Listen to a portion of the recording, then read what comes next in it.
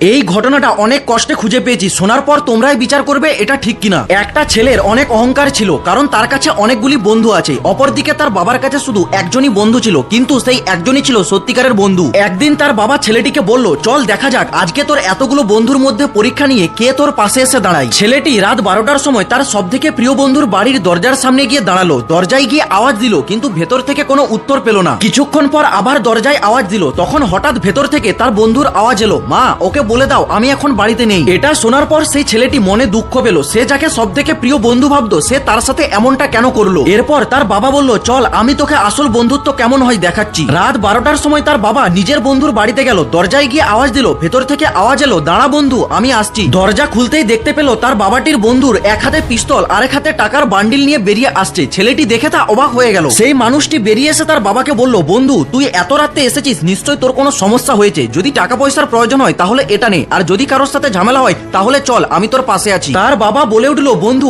আমার কোনো জিনিসের প্রয়োজন নেই, আমি শুধু আমার ছেলেকে এটাই দেখাতে চেয়েছিলাম আসল বন্ধুত্ব কেমন হয়। আর হ্যাঁ, যাওয়ার আগে তোমার প্রিয় বন্ধুটির নাম কমেন্টে অবশ্যই লিখে যাবে।